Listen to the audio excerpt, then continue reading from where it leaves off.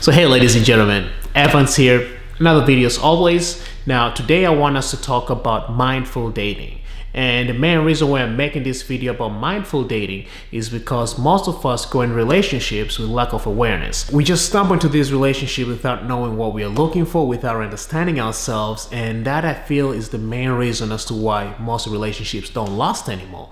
And for those few that actually last, let's say go to 3, 4, 5 years, or some of them might even last a lifetime, these people end up being miserable. They just can't seem to break up with each other, so they find that it's just better for them to stay together because they're afraid of the uncertainty of them breaking up. And what I want us to talk about is what this lack of awareness brings and how can we correct that so that we can go into relationships that are going to serve us instead of you just stumbling into these relationships, how you can date mindfully and attract the person that's going to allow you to grow in the best way possible, to love them and them to love you in the best way possible, and have amazing relationships that you're going to cherish for the rest of your lifetime or for the rest of the time that those relationships end up lasting. Mindful dating starts with the self. You cannot get in a loving and healthy relationship with another human being if you don't have a loving and healthy relationship with yourself to begin with. We go in these relationships to give,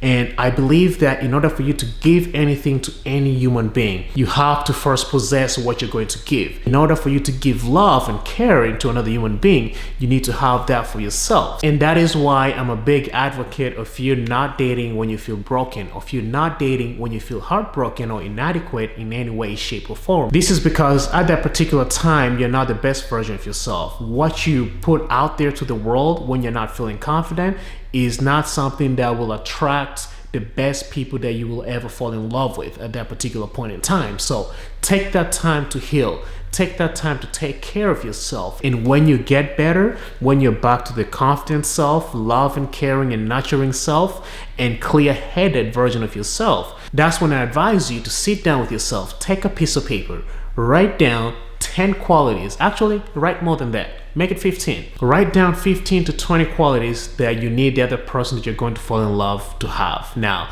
this, let's say, for example, in my qualities of what I have is that person needs to be confident, that person has got to be healthy, needs to live a healthy and fit lifestyle. That person needs to be loving, caring, nurturing, supportive.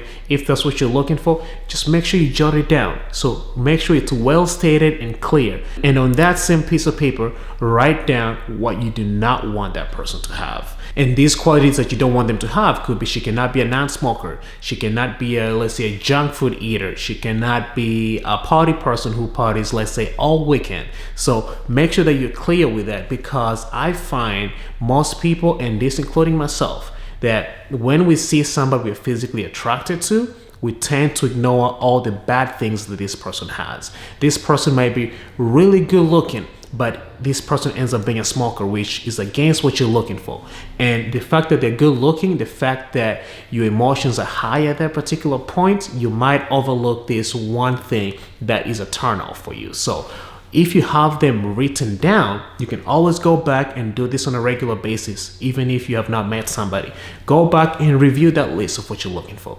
This is going to be engraved in your brain, that your brain will start automatically looking and gravitating towards these people that have the qualities that you're looking for, and also they'll emphasize the qualities that you're not looking for, so that when somebody brings it up, you can easily see, because you have tuned your brain, you have tuned your mind and your emotions at that point to feel a certain way about the things you're looking for. And that will prevent your emotions from overriding the whole relationship and situation until when it's too late, until when you have already spent, let's say, 2-3 years down the line, and then you realize, like, damn, this person is exactly what I did not need. But in order for you to recognize what you do not need, what you want, you need first to have it written down. Over time, with dating experiences, with seeing some people, men or women, and realizing what you react to, this list might change. Because you're evolving as a human being, this list is most likely not going to stay the same. So some things might come on, some things might go off. And you should be okay with that, because you're an evolving human being. The more you interact, the more you date,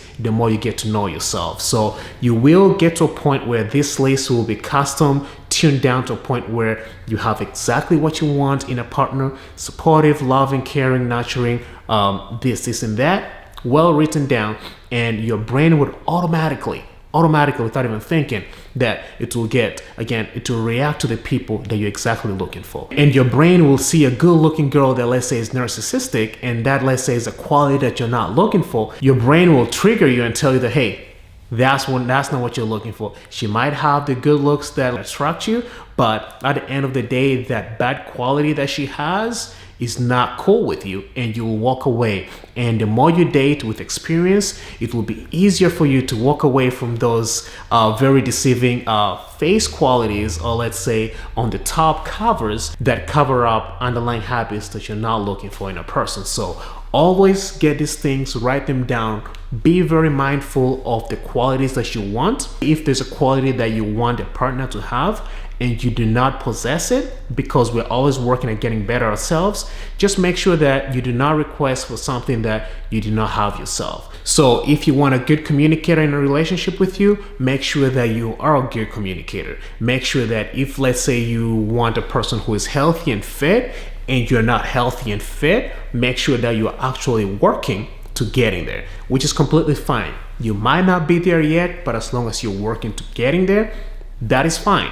So be mindful of the people that you're dating, because at the end of the day, that will minimize the amount of headache, the amount of heartache that you're going to have and disappointments, because you are always aware, you are always attuned to what you're looking for in the partner. So that's what I have for you guys in today's video. Be mindful of the people around you. Be mindful in knowing exactly what you're looking for, and make sure you possess it. Do not go into relationships when you feel broken, because to some people that is a recipe of attracting people in their lives, and as soon as they get up, they attach that happiness, that success with being with this person. And when this person leaves, they might end up to being unhappy and unsatisfied with themselves to exactly where they were at when this person met them. So always work on yourself, get better, take time to heal, and be aware and be mindful of the people you attract to yourself if you want to be in a long, loving relationship with somebody that's going to make you grow and be a better person. So that is what I have for you guys in today's video. This has been Abundant Relationships. My name is Evans, and I'll catch you guys in the next video. Bye-bye.